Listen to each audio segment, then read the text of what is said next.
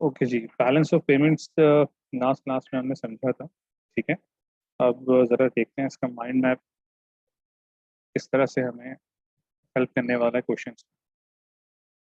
सबसे पहले डिस्कस कर रहा हूँ करंट अकाउंट डेफिसिट के हवाले से। ठीक है, तो करंट अकाउंट डेफिसिट के हवाले से एक तरफ हम बात करेंगे इसकी फॉर्म्स की। देखें, बैलेंस ऑफ पेमेंट्स का स्ट्रक्चर अब तक आपको याद हो चुका होगा। बैलेंस ऑफ पेमेंट के स्ट्रक्चर में एक होता है आपके पास करंट अकाउंट। करंट अकाउंट के अंदर चार बातें। Number one, balance of trade. Number second, balance of service. Number third, income balance. Number fourth पे है करंट ट्रांसफर। ठीक है, इसके बाद सेकंड अकाउंट होता है कैपिटल एंड फाइनेंशियल अकाउंट। वहाँ हमारे पास मौजूद है फॉरेन डायरेक्ट इन्वेस्टमेंट। एक हमारे पास है पोर्टफोलियो इन्वेस्टमेंट। एक हमारे पास है फाइनेंशियल डेरिवेटिव्स, जिसको अक्सर बुक्स में लोन्स के तौर पर लिखा जाता है। और लास्ट में हमारे पास है रिजर्व्स। ठीक है, जो कि सेंट्रल बैंक में मौजूद होते हैं। तो ये हो गया आपके पास कैपिटल एंड फाइनेंशियल अकाउंट। और सबसे आखिर में हमारे पास नेट एरर्स एंड ओमिशंस का एक अकाउंट बनता है। तो बेसिकली हमारे पास तीन अकाउंट्स हो गए, capital and financial account, net errors and omission और करंट अकाउंट। ठीक है, अब यहाँ पे हम बात कर रहे हैं करंट अकाउंट डेफिसिट किस किस वजह से बन सकता है, या उसके जो शेप्स हैं वो क्यों और कब होंगे। नंबर वन पे है ट्रेड डेफिसिट। ट्रेड डेफिसिट हो surplus on income and current transfer. अब यहाँ पे वो बताना ये चाह रहे हैं कि अगर करंट अकाउंट की चार बातें थी तो हो सकता है BOT में डेफिसिट हो, POS में सरप्लस हो।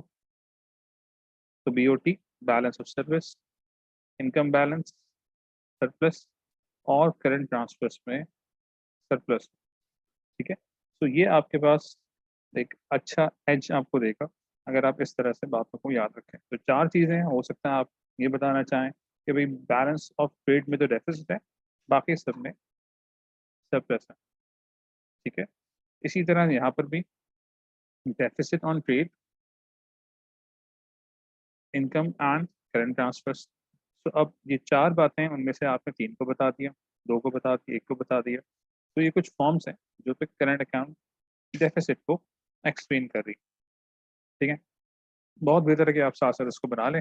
एक्सप्लेन मैं कर रहा हूँ, क्वेश्चन आपके अगर हैं तो आप चैट के थ्रू पूछ सकते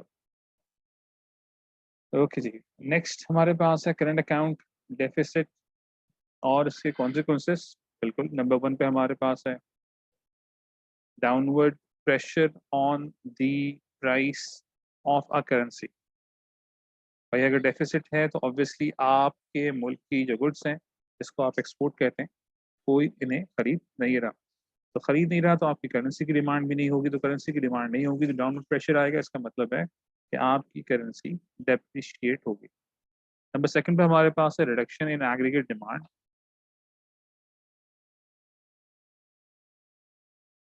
ऑब्वियसली इसी टाइम पर आपके मुल्क में एग्रीगेट डिमांड में कमी होगी। एक और तरीका एग्रीगेट डिमांड को कम शो करने का, जब आप एग्रीगेट डिमांड की इक्वेशन को इस्तेमाल करें C+I+C+NX, और नेट एक्सपोर्ट्स को आप, क्योंकि आपने जी आपने डेफिसिट शो किया है तो आप इंपोर्ट्स को ज़्यादा दिखा सकते हैं और एक्सपोर्ट्स को कम दिखा सकते हैं, जिसकी वजह से एग्रीगेट डिमांड को आप कम शो कर सकते हैं। ठीक है, तो रिडक्शन इन एग्रीगेट डिमांड इस तरह से शो कर सकते हैं। और अगर पॉसिबल हो एक्सप्लेन करना तो 2011 में कोई फिगर दे दें, 2012 ईयर के हिसाब से एग्रीगेट डिमांड को आप कम करके शो कर सकते हैं। ओके, अब पॉइंट क्लियर हो गया होगा। आपकी एक्सपोर्ट्स में कमी है, ऑब्वियसली आपके प्रोडक्शन में कमी आएगी, जिसको आपने वैसे भी कनेक्ट किया एग्रीगेट डिमांड के साथ या जीडीपी की इक्वेशन के साथ। इसको जीडीपी की इक्वेशन कहा जाता है। ये बात एग्रीगेट डिमांड में आप समझ चुके हैं। तो ऑब्वियसली तीसरा जो फैक्टर हमारे पास आ रहा है वो आ रहा है डिक्रीज इन एम्प्लॉयमेंट। ठीक है,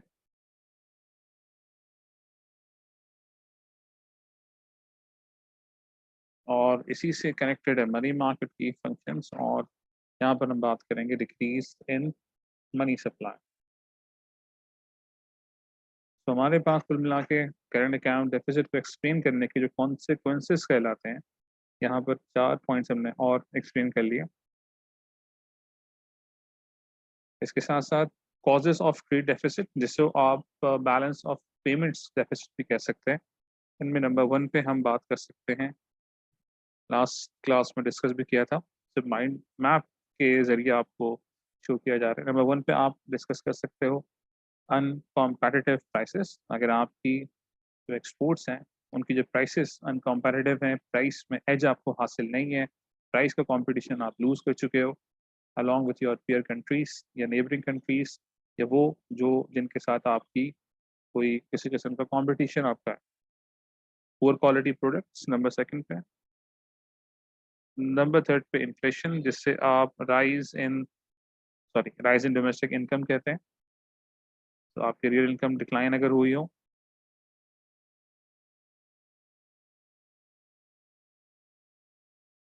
नंबर 4 पे है fall in incomes in other countries, या आपकी जो करेंसी है वो ओवर वैल्यूड हो। ठीक है, जिस दूसरी करेंसी के साथ आप उसको कंपेयर कर रहे हैं तो ओवर वैल्यूड अगर आपकी करेंसी है।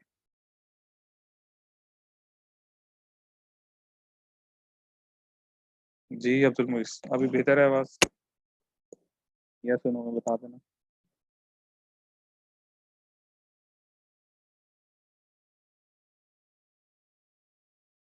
Abdul Muis, okay. Asim question please यहाँ चैट पे पूछ लो, या तो फिर व्हाट्सएप पे आप वॉइस मैसेज के थ्रू पूछ सकते हो।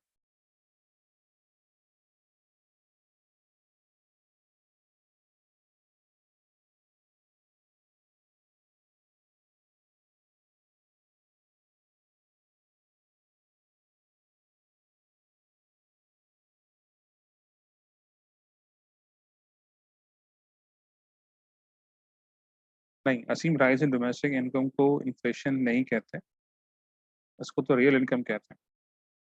राइज इन डोमेस्टिक प्राइसेस को कहा जाता है inflation. Rise in domestic prices, इसे इन्फ्लेशन कहा जा सकता है। ओके जी, करंट अकाउंट डेफिसिट को हमने डिस्कस कर लिया।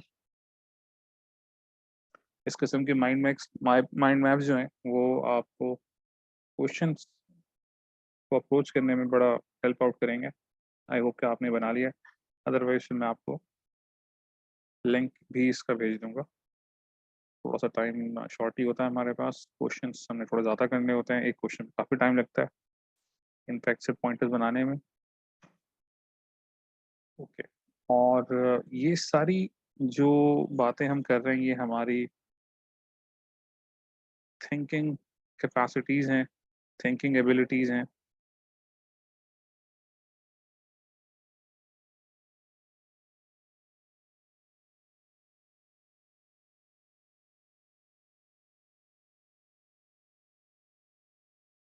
जो कि एग्ज़ाम के लिए बहुत इंपॉर्टेंट है। ठीक है, और ये काम भी आपने पहले से करके रखना होता है। आई होप कि आपने यहाँ तक लिख लिया होगा। ओके, सेकंड हमारे पास करंट अकाउंट सरप्लस के हवाले से हम कोशिश करते हैं माइंड मैप बनाने की, और ठीक है जी। नंबर 1 पे करंट अकाउंट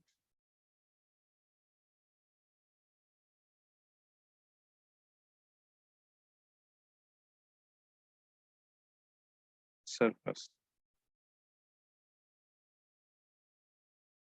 ओके, फॉर्म्स इसकी हम देखते हैं, जिस तरह से हमने करंट अकाउंट के हवाले से वहाँ बात की थी, वो 4 फॉर्म्स में से आप ट्रेड सरप्लस, उसके अलावा deficit on income and current transfer, इसके अलावा surplus on trade income and current transfers, surplus on income and current transfer trade deficit. तो ये हमारे पास फॉर्म्स आ गई। ज़रा हम कॉजेस के हवाले से बात करते हैं। नंबर 1 पे हमारे पास है, जो वहाँ पर अनकॉम्पेटिटिव था यहाँ पर कॉम्पेटिटिव हो गया, वहाँ जो पुअर क्वालिटी था यहाँ पर हाई क्वालिटी हो गया, वहाँ जो प्राइस था तो यहाँ पे फॉल हो गया, price in incomes in other countries, ये पॉइंट भी समझ में आ गया, और अंडर वैल्यूड भी समझ में आ गया। तो एक तरफ की चीज़ अगर आपको याद हो प्रॉपरली तो आप दूसरी तरफ की बातें ऑटोमेटिकली याद रख सकते हैं। तो थिंकिंग एबिलिटीज़ में ये चीज़ें माइंड मैपिंग के हवाले से बड़ी इंपॉर्टेंट है। अच्छा, कॉन्सिक्वेंसेस के हवाले से अपवर्ड प्रेशर, जी बिल्कुल। On price of a currency, यानी कि एप्रिसिएशन के हवाले से बात करेंगे। Increase in aggregate demand, national income में इजाफा, एग्रीगेट डिमांड की इक्वेशन को आप इस्तेमाल कर सकते हैं। नंबर थर्ड पे आ रही हमारे पास increase in employment, decrease in unemployment का वर्ड भी आप इस्तेमाल कर सकते हैं या इंक्रीज इन एम्प्लॉयमेंट का वर्ड भी इस्तेमाल कर सकते हैं, बोथ आर करेक्ट। और नंबर फोर्थ पे हमारे पास है इंक्रीज इन मनी सप्लाई। ठीक है जी, फटाफट इसको कॉपी कर लें, फिर मैं आता हूँ क्वेश्चन की तरफ।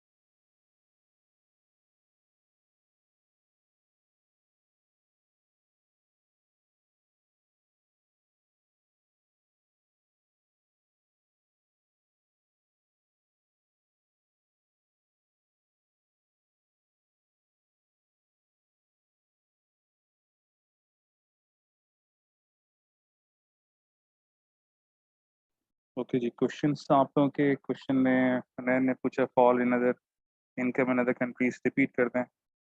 आ, देखो यार, लास्ट में जो हमारा पॉइंट था, जब दूसरे मुल्कों की इनकम में कमी आती है ना, तो उनकी परचेजिंग पावर कम होगी, तो वो हमसे हमारे गुड्स नहीं खरीद सकते, तो हमारे गुड्स जो हैं जिनको हम एक्सपोर्ट कर रहे हैं उनकी डिमांड में कमी आ जाएगी। और अगर फॉरेनर इनकम यानी कि दूसरे मुल्कों की इनकम में इजाफा होगा, तो ऑब्वियसली वो हमसे फिर हमारे गुड्स खरीद सकेंगे। उनकी तो वो इम्पोर्ट कहलाएगी, मगर क्योंकि वो हमसे हमारी गुड्स खरीद रहे हैं, हमारी एक्सपोर्टेड गुड्स की डिमांड में इजाफा हो जाएगा। वो बिट क्लियर, उन्हें दोबारा पूछ लेना। अब बाकी स्कीम सर, इसमें बैलेंस ऑफ पेमेंट सरप्लस, जी बिल्कुल, बैलेंस ऑफ पेमेंट सरप्लस की मैंने हेडिंग डाली हुई है। करंट अकाउंट सरप्लस नॉर्मली आप इंटरचेंजेबल टर्म्स के तौर पर इस्तेमाल कर सकते हैं, बैलेंस ऑफ पेमेंट सरप्लस भी कह सकते हैं। एग्जामिनर हमेशा करंट अकाउंट तक ही महदूद रहता है नॉर्मली पेपर 2 के लिए। ठीक है जी, फिर और क्वेश्चन हो आपका?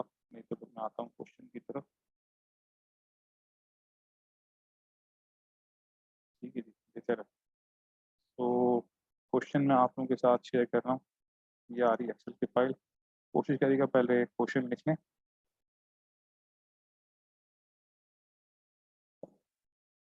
और क्वेश्चन हम डिस्कस कर रहे हैं जनाब,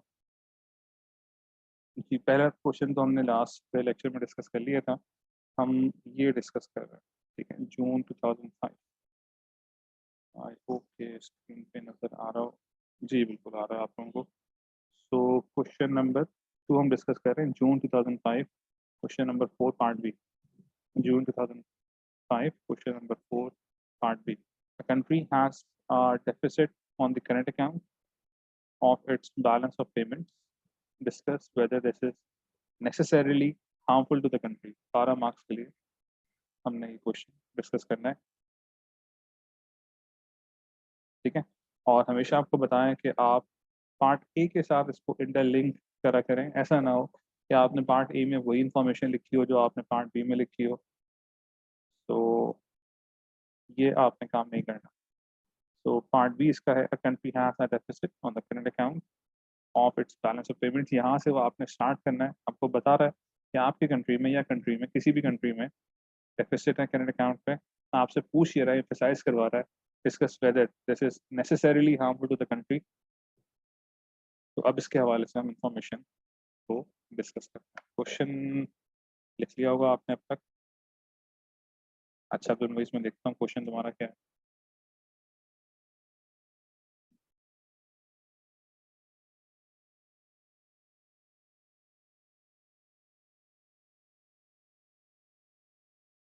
अब्दुल मुईस, पैसे ज़्यादा होंगे, मनी सप्लाई ज़्यादा होगी। तो मनी सप्लाई के ज़्यादा होने की वजह से, ये मनी सप्लाई का ज़्यादा होना बता रहा है कि इनकम ज़्यादा है, लोगों के पास पैसे ज़्यादा हैं, ठीक है। तो आज उनकी परचेजिंग बढ़ जाएगी, तो ट्रेड सरप्लस होने के चांसेस हैं, ठीक है। इसमें फॉरेनर्स के हवाले से हम बात कर सकते हैं। ओके जी, तो जून 2005, क्वेश्चन नंबर 4 पार्ट बी। मैं अब आता हूँ इसके पॉइंटर्स की तरफ, साथ साथ आप भी इसको नोट कर लें। क्वेश्चन मैं यहाँ लिख देता हूँ, June 2005, question number 4 part B. And I believe कि मैं इससे पहले आपको ये असाइनमेंट शेयर कर चुका हूँ। अच्छा जी, तो पैटर्न हमारे पास क्या है, general pattern of writing and answer के हवाले से अगर हम इसको देखें तो हमारे पास पैटर्न रहता था,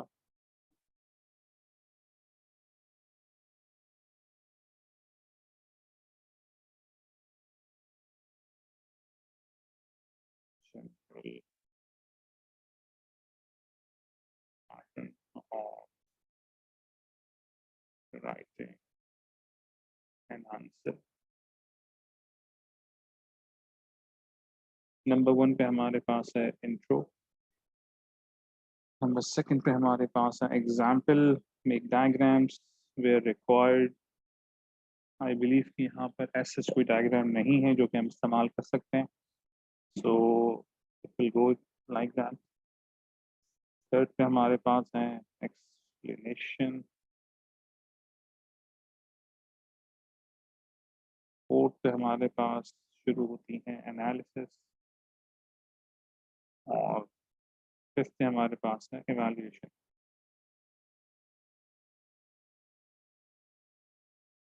ओके जनाब, इंट्रो में हमारे पास जो इंफॉर्मेशन है इसमें हम क्या कर सकते हैं।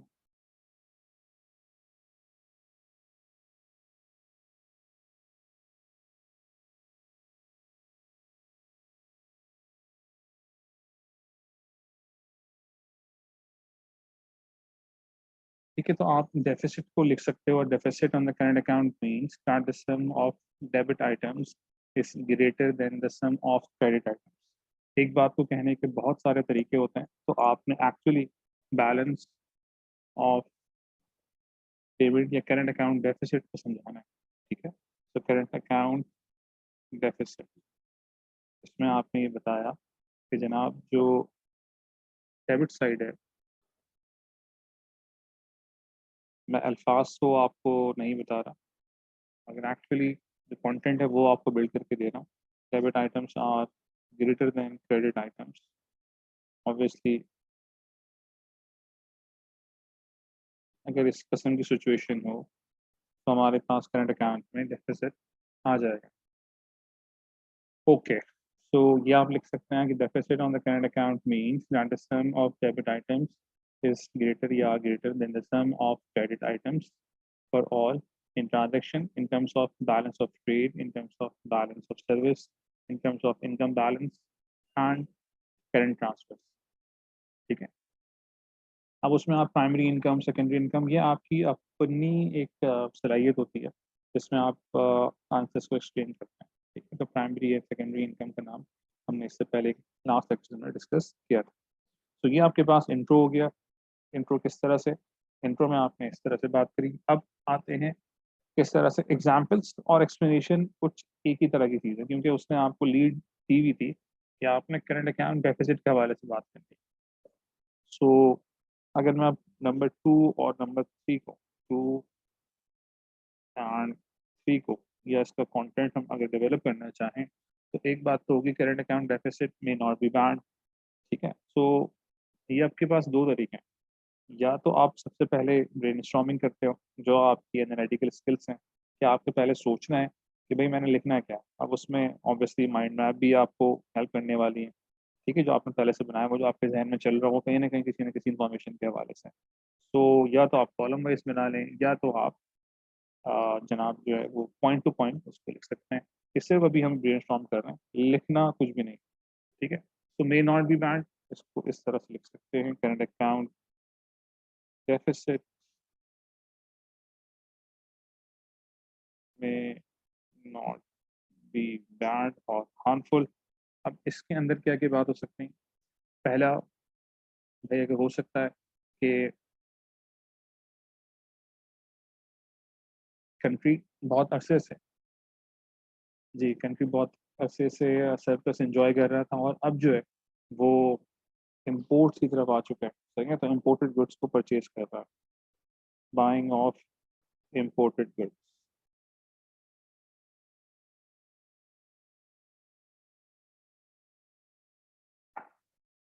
ठीक है, पहला पॉइंट आ गया कि कंट्री के जो लोग हैं वो इम्पोर्टेड गुड्स को एंजॉय कर रहे हैं। सही है, और इसकी वजह से करंट अकाउंट उनका डेफिसिट में। अभी हमने इम्पोर्टेड गुड्स को और एक्सप्लेन नहीं किया। अगर इम्पोर्टेड गुड्स की तरफ हम जाते तो लास्ट सेक्शन में हमने देखा था कि हम इसको फर्दर एक्सप्लोर कर सकते थे in terms of consumer goods. इसमें आपकी एक्सपेंशन है कि आप कितना एक्सपेंड कर रहे हो in terms of capital goods. ठीक है, और इसको अगर हम देखें तो आप पीपीसी के हवाले से भी इसको बना सकते हैं, मेरे हिसाब से ड्रॉ कर सकते हैं करना चाहें तो। ठीक है, तो इस तरह भी आप कर सकते हैं, कैपिटल गुड्स के हवाले से बात कर सकते हैं। ये उनकी डिटेल है। तब ये डेवलपमेंट ऑफ एन आंसर कहलाती है कि आपने एक पॉइंट पर उसको आपने डेवलप किया है, वो आपके ऊपर है। ज़रूरी नहीं कि इसी तरह का कोई आंसर हो, ना मार्क्स स्कीम में आपको रिस्ट्रिक्ट किया जाता है कि आप ये लिखना है। इम्पोर्टेड गुड्स के हवाले से फिर आप नेक्स्ट लिख सकते हो,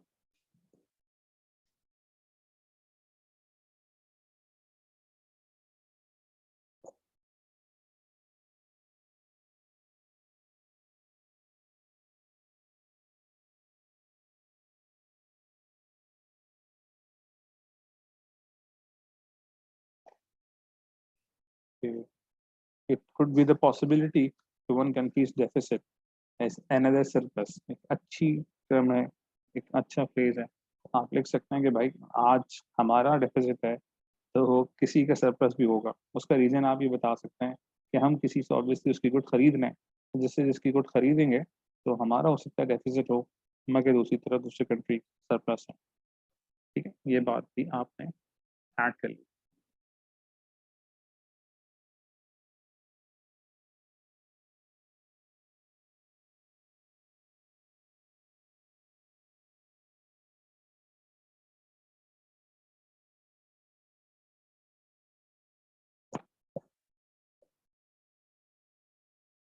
ठीक है, और कंज्यूमर गुड्स को लेकर अगर आप और डेवलप करना चाह रहे हैं तो हाई स्टैंडर्ड ऑफ लिविंग।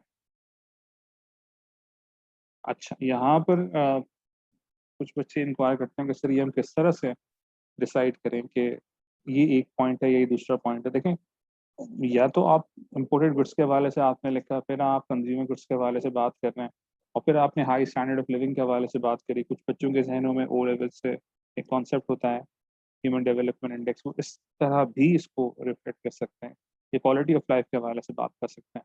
तो ये कोई सॉलिड रूल नहीं है कि इस तरह से लिखना है या इस तरह से नहीं लिखना है। एग्जामिनर आपकी राइटिंग को पढ़ रहा है, उसको मालूम है कि आप जो लिख रहे हैं उस पर टाइम आपका इन्वेस्ट हुआ है, तो वो इस तरह से भी आपकी राइटिंग को चेक कर रहा है कि अगर आपने एक पॉइंट को भी मजीद डेवलप किया तो उस पर भी आपको पॉइंट्स मिल सकते हैं, आपकी थिंकिंग एबिलिटी है। तो मैक्रो में इस किस्म की चीज़ें होती हैं कि ज़रूरी नहीं कि कोई पॉइंट टू पॉइंट आंसर हो या कोई गिवन पॉइंट्स हैं वही सब ने लिखना है वही सबका आंसर होगा, नहीं। आप कितनी डायरेक्शन भी आप खुद से सेट कर सकते हो रिगार्डेड कि आप जो लिख रहे हैं उसका डायरेक्ट रिफ्लेक्शन क्वेश्चन के साथ, ठीक है ना, ये आपने उसको जरूर मद्देनजर रखना है।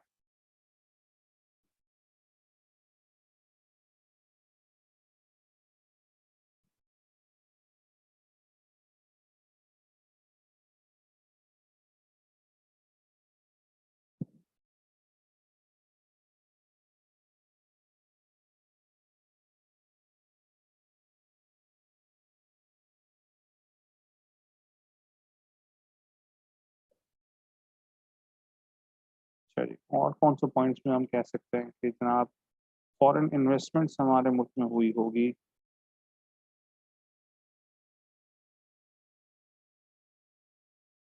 एंड एज ए कॉन्सिक्वेंसेस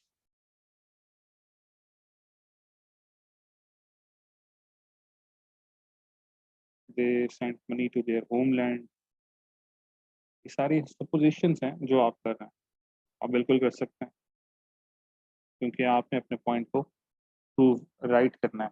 ठीक है, फॉरेन इन्वेस्टमेंट आपके मुल्क में हुई थी और जब वो कमाएंगे हमारे मुल्क में आके तो अपने मुल्क में पैसा वापस भेजेंगे, ये आपकी सपोजिशन है। इससे आपने एक तरफ अपने पॉइंट को इस्टेब्लिश किया कि जनाब मेरे कंट्री में फॉरेन इन्वेस्टमेंट ज़्यादा थी, इसकी वजह से जो वो कमा रहे थे वो पैसे अपने मुल्क में वापस भेज रहे थे।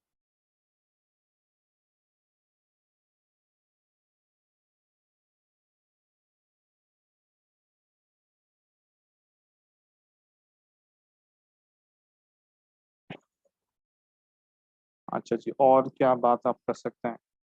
अगर आपको कुछ पुरानी बातें पाकिस्तान सिटीज़ के हवाले से याद होंगी तो 5 ईयर प्लान्स के हवाले से कुछ बात करते हैं कि कंट्री के हवाले से 5 ईयर प्लान था जिसमें हमने कैपिटल इक्विपमेंट्स को हायर करना था या बाहर से टेक्नोलॉजी इंपोर्ट करनी थी। Capital equipments in order to facilitate our construction, banking sector, insurance, and other sectors that are performing in our country. तो इस किस्म की बातें भी आप रख सकते हैं। यहाँ पर एक एलिमेंट है कि आप एक्सटर्नल रेफरेंस को इस्तेमाल करेंगे। अगर आप अपने कंट्री के हवाले से भी लिख रहे हैं तब भी, अगर आप जिस तरह चाइना जो है वो 5 ईयर प्लान को लेकर चलता है या पाकिस्तान में कुछ इस किस्म की इनिशिएशन हुई हो किसी साल में, तो आप उसको यहाँ पर रेफरेंस के तौर पर डिस्कस कर सकते हैं, लाइक इन पाकिस्तान इफ करके आप बात कर सकते हैं और उस प्लान को डिस्कस कर सकते हैं। अच्छा, प्लान को डिस्कस नहीं करना, आपने सिर्फ टर्मिनोलॉजी इस्तेमाल करनी है, तो आपकी जो आंसर की क्वालिटी है इस तरह से भी बेहतर हो सकती है। उसको मालूम पड़ेगा कि आप सिर्फ इकोनॉमिक्स पढ़ रहे हैं बल्कि साथ साथ अपने कंट्री के हवाले से भी अच्छी खासी इंफॉर्मेशन रखते हैं और उसको एज एक्सटर्नल रेफरेंस ही काउंट कर रहा होता है। ठीक है, इसके अलावा भी आप 1 से 2 कंट्रीज के हवाले से लिख सकते हैं। ठीक है, मगर चूंकि इतना टाइम नहीं होता कि आप 1 से 2 कंट्रीज को डिस्कस करें, तो अगर आप अपने कंट्री के बारे में लिखते हैं तब भी definitely definitely add values to answer. ठीक है जनाब, सो ये आप लिख सकते हैं।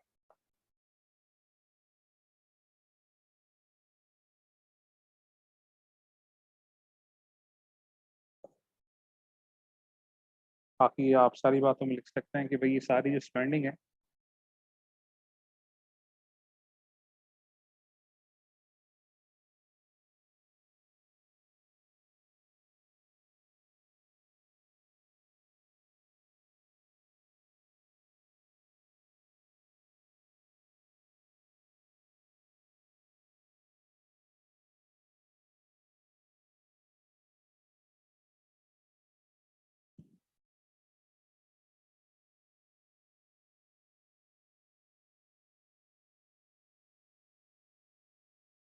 ठीक है, 12 मार्क्स की आपके पास टाइम है कुछ अराउंड 40 मिनट के।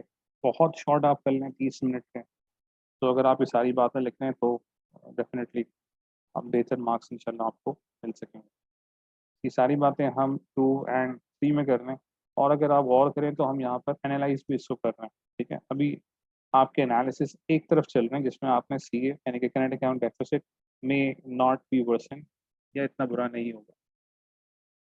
ठीक है, तो मैं अगर यहाँ 4 भी लिख दूँ तो कुछ गलत नहीं है। क्यों क्या चीज़ 4 पे आ गई ज़रा समझ लें। देखें, इंट्रो आप कर चुके पहले पैराग्राफ में, अभी सेकंड पैराग्राफ में आप एग्जाम्पल्स, एक्सप्लेनेशन, एनालिसिस कर रहे हैं। ठीक है, तो आखिर में आपको समझाऊंगा कि बॉक्स के हिसाब से कितने बॉक्स करने चाहिए जो आपने अपने जहन में बनाने हैं। एक तरफ आपने ये बात कर ली, दूसरी तरफ सी ए।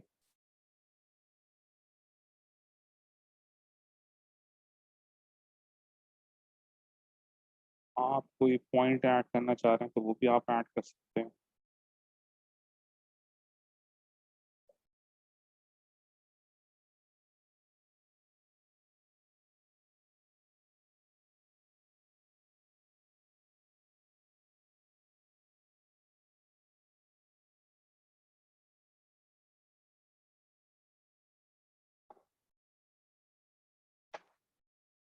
ओके, यहाँ तक देखिए, अब हम सवाल की दूसरी तरफ चलते हैं।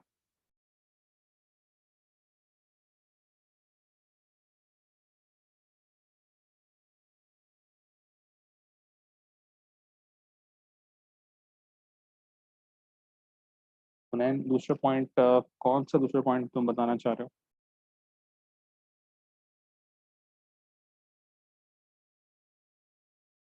हाँ, one country's deficit is another countries surplus. इसमें आप दूसरे कंट्री की बात कर सकते हैं कि भाई आपका कंट्री नहीं था, वो दूसरे कंट्री में डेफिसिट था, तो हमारे कंट्री के लिए शायद सरप्लस हो। ठीक है, ये तो रेफरेंस आप देना चाह रहे हैं। ओके, दूसरी तरफ बात करते हैं, हाउ एवर करके आप लिख सकते हैं।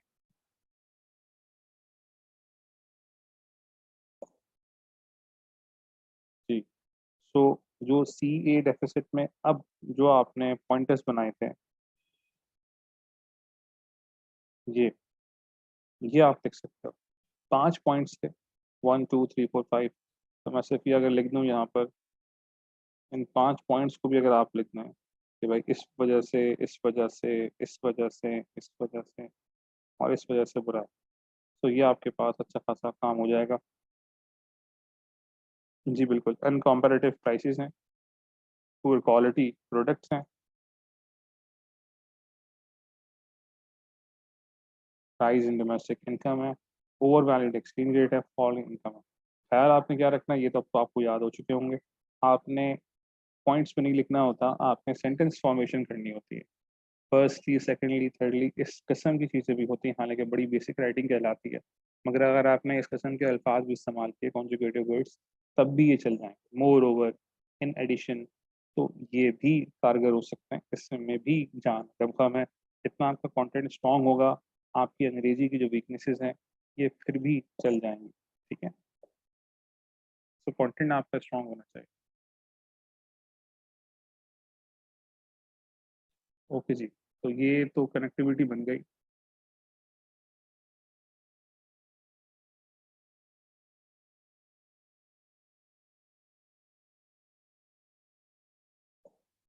जी, कौन इवैल्यूएशन में हेल्प करने वाला है? अच्छा जी, किस तरफ से आपने अब इसको समअप करना है, मैं ज़रा आपको बताता हूँ। बहुत हुआ अगर आप इसको बॉक्स के थ्रू भी देखें, तो एक बॉक्स में आ गया इंट्रो, समझिएगा, या इसको आप पैराग्राफ कह सकते हैं। 3 बातें आपने लिखी, एग्जाम्पल, एक्सप्लेनेशन, एनालिसिस। आप उसमें जो एग्जाम्पल, एक्सप्लेनेशन और एनालिसिस वाली बात थी, तो आपने रीजनिंग करनी थी, आर्ग्यूमेंट्स बिल्ड करने थे, एक फेवर में और एक अगेंस्ट में। तो ये कम से कम भी 2 बॉक्स आपके पास ये आ गए, जिसको आप पैराग्राफ भी कह सकते हैं। और सबसे आखिरी काम अब हम करने जा रहे हैं, that is known as evaluation. तो जो बच्चे सोचते हैं कि सर इसमें क्या किस तरह से होना चाहिए, इस किस्म का आपका स्ट्रक्चर हो गया, मेन बॉडी आपके पास हो गई, जिसको मैं यहाँ पे मेन बॉडी कह रहा हूँ। ठीक है, और अब हमें वैल्यूएशन की तरफ चलते हैं। ठीक है, क्लियर हो गई बात?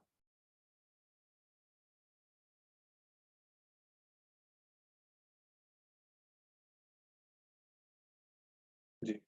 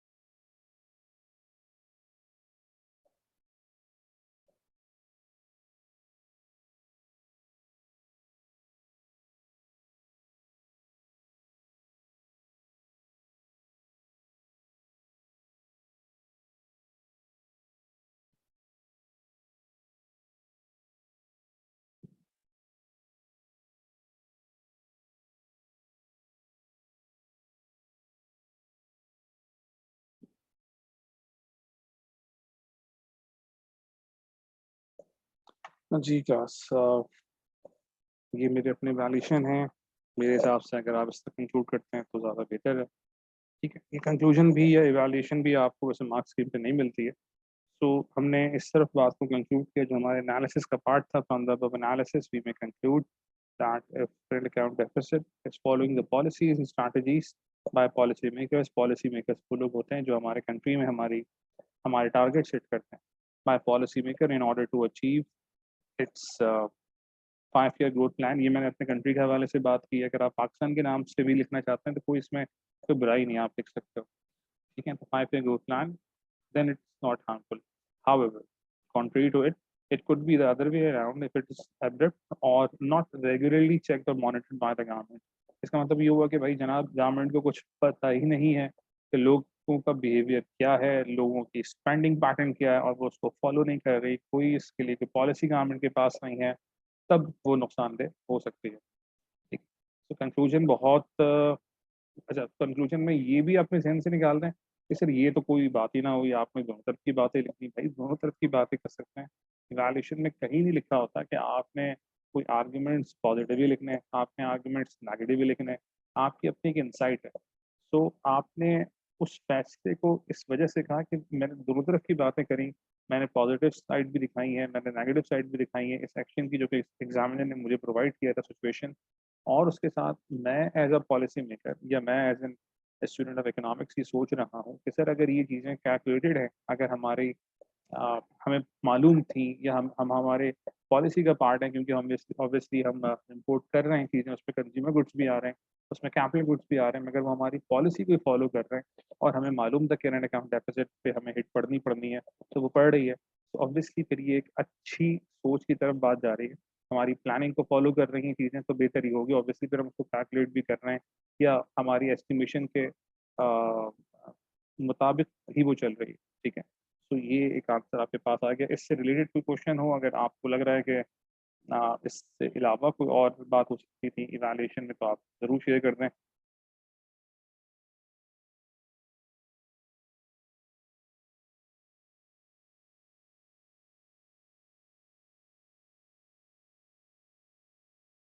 जी, तो ज़ूम आउट में ये सारी चीज़ें थी। आई होप कि ये आपने लिख ली होगी। टाइम मैंने आपको दिया है और ये ज़ूम आउट हो गया भाई। ये हमने कोशिश करी कि एक 12 मार्क्स का सवाल किस तरह से आपने अटेम्प्ट करना है। अच्छा, ये थिंकिंग कैपेसिटीज़ कैसे बनेंगी आपकी थिंकिंग एबिलिटीज़? ऑब्वियसली आपके पास पहले पॉइंटर्स होने चाहिए उस टॉपिक के हवाले से। अगर कम से कम ये आपने बैलेंस ऑफ पेमेंट्स के हवाले से क्वेश्चन कर लिया, इस टेक्निक को फॉलो किया, तो आई होप कि आपके लिए दूसरे क्वेश्चन, इस किस्म के क्वेश्चन आपको आसान लगने वाले हैं। ठीक है, एटलीस्ट आप इस क्वेश्चन को पिक करें और एक क्वेश्चन में आपके लिए 12 मार्क्स का कोशिश करता हूँ कि आपके साथ शेयर कर लूँ या आपको लिखवा दूँ, ताकि मेरा आप अपनी थिंकिंग एटलीस्ट सिर्फ जो आप सोच रहे हैं, जो आप पॉइंटर्स बनाएं, वो आप लिखें 12 मार्क्स के लिए।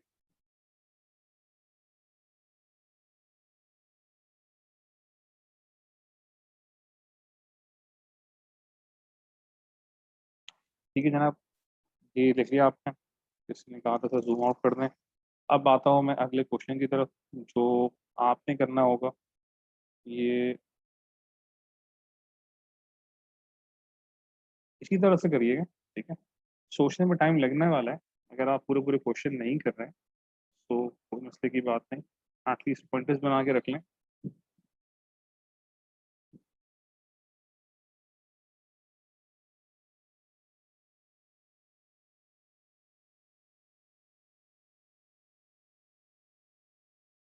तो यार मैं आपको बता रहा हूँ, June 2007 question number 4 part B. June 2007 question number 4 part B. Question क्या है जनाब? Outline the current account position of the country. Outline the current account, और आज की जो टाइमिंग्स हैं उसके हवाले से बता दीजिएगा। ये ज़्यादा बेहतर है कि अवतार से पहले की टाइमिंग ज़्यादा बेहतर है।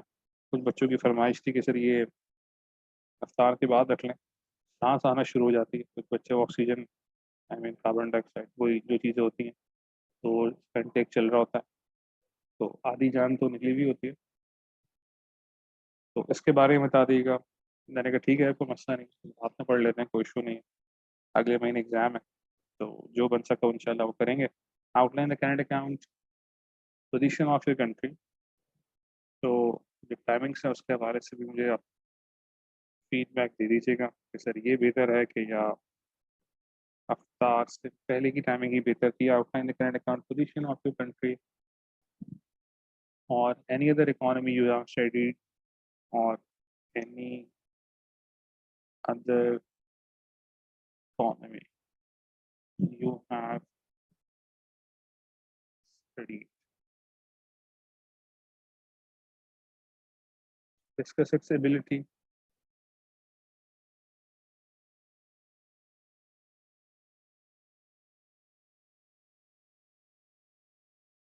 to improve its performance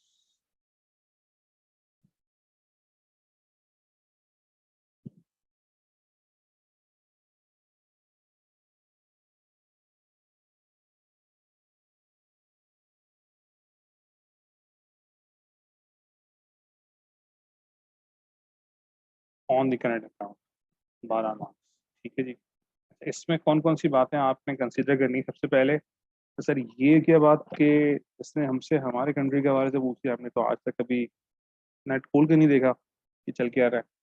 ठीक है, तो कोई फर्क नहीं पड़ता, ये फर्जी कहानी है। तो आप ऑब्वियसली पाकिस्तान में रहते हैं, तो आप पाकिस्तान के हवाले से बात कर सकते हैं, या आपने किसी भी इकोनॉमी के हवाले से पढ़ा है, या आपने पाकिस्तान के हवाले से पढ़ा है, तो आप उसको सिंगापुर की इकोनॉमी के नाम दे सकते हैं।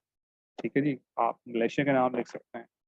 तो बेसिक बेसिक बातें मालूम होनी चाहिए, कोई ऐसा फ़र्क नहीं पड़ता कि आपने बिल्कुल इन डेप्थ एनालिसिस आपके पास हो तभी जाकर आप कमेंट करेंगे, या आपका सवाल ये नहीं है। एग्जामिनर से डायरेक्टली मैंने ये बात पूछी तो उन्होंने ये बताया कि ज़रूरी नहीं है कि आप इसको, आप अजम्पशन के तौर पर भी इसको लिख सकते हैं, ज़रूरी नहीं कि आपको मालूम होना ही चाहिए और आपने फैक्ट्स के हवाले से कोई बात करनी है, ठीक है, एक तरफ से ये बात होगी। तो outline current account position of your country does not necessarily mean कि वो आपको अपने कंट्री के बारे में ही लिखना है, ये ज़रूरी नहीं। ठीक, first thing that I have cleared, ये हो गया। इसके अलावा सवाल एक से दो बार बड़ा इंपॉर्टेंट है कि आपने उसको पढ़ना है, उसके बाद ही आपने कुछ लिखना स्टार्ट करना है। आपने अपनी जो थिंकिंग स्किल्स हैं उनको अच्छी तरह से इस्तेमाल करना है। Discuss its ability to improve its performance on the current account. तो आप अगर चाहें तो पिछले वाले क्वेश्चन को कॉपी कैट कर सकते हैं, वही सिचुएशन बता दें कि भाई अभी तो हमारे कंट्री की पोजीशन ये है। तो इस किस्म के सिनेरियोज अगर आपने पहले से बिल्ड करे हुए हैं तो वो आपको अप्रोच करेंगे। आप जो आप एग्जामिनेशन में आपने लिखना है उसके लिए आपकी अच्छी अप्रोच बन सकती है। ठीक है, तो दो तीन सिनेरियोज इस किस्म के करके रख लें आप। लिखना आपने वही है जो कंटेंट होता है, प्लस माइनस कुछ चीज़ें होती हैं। स्ट्रक्चर अगर आपको आता है तो आप उसको भी अच्छा लिख सकते हैं। ठीक है, सो ये वो क्वेश्चन जो मैं आपके लिए छोड़ रहा हूँ ताकि आप एटलीस्ट अपने नाम के साथ, अपने कॉलेज के नाम के साथ इसको इसके पॉइंटर बना लें और इसको फिर इंडिविजुअल अपने ग्रुप में मुझे, आपने ग्रुप में या फिर इंडिविजुअल मुझे मैसेज कर देना है। ठीक है, तो June 2007 question number 4 part B. I hope कि ये जो बैलेंस ऑफ पेमेंट्स के हवाले से क्वेश्चन है ये हमने कवर कर लिए। बाकी के जो क्वेश्चन आ रहे हैं उसका ताल्लुक है एक्सपेंडिचर डैम्पिंग पॉलिसी से, एक्सपेंडिचर स्विचिंग पॉलिसी से, कुछ जाकर कनेक्ट हो रहे हैं एग्रीगेट डिमांड एग्रीगेट सप्लाई से, कुछ जाकर कनेक्ट हो रहे हैं इन्फ्लेशन से। तो अगला टॉपिक एक्सचेंज रेट का इंशाल्लाह मैं डिस्कस करूंगा। आज मंडे है तो इंशाल्लाह वेडनेसडे या उससे पहले मैं चाह रहा हूँ कि एक्सचेंज रेट आपके साथ शेयर कर लूँ। हो सकता है कि इंशाल्लाह कल भी क्लास रख लूँ क्योंकि वेडनेसडे के दिन वीकेंड में टेस्ट भी है। तो अगर आप इसको करके चले आते हैं तो आपकी अच्छी तैयारी हो सकती है। सही है जनाब, तो मैं पूरी पूरी कोशिश करूँगा कि कल कोई टाइम निकाल कर आप लोग मैं इन्फॉर्म कर दूँ। इसके अलावा क्वेश्चन अगर आपके हैं तो सही है। टाइम के हवाले से असीम साहब ने अपनी माहिराना राय का इज़हार किया कि सर ये टाइम ज़्यादा सही है, तरावी पढ़ कर मैं आ जाता हूँ। हाँ, बाहर बिल्कुल भी नहीं बैठता। तो ठीक है जनाब, इसमें इस क्वेश्चन के पॉइंटर्स आप बनाएँ, ज़रा सोचें क्या क्या हो सकते हैं और अपने नाम के साथ अपने कॉलेज के नाम के साथ शेयर करें। ठीक है जी, आज क्लास के लिए इतना। टेक केयर, अल्लाह हाफ़िज़।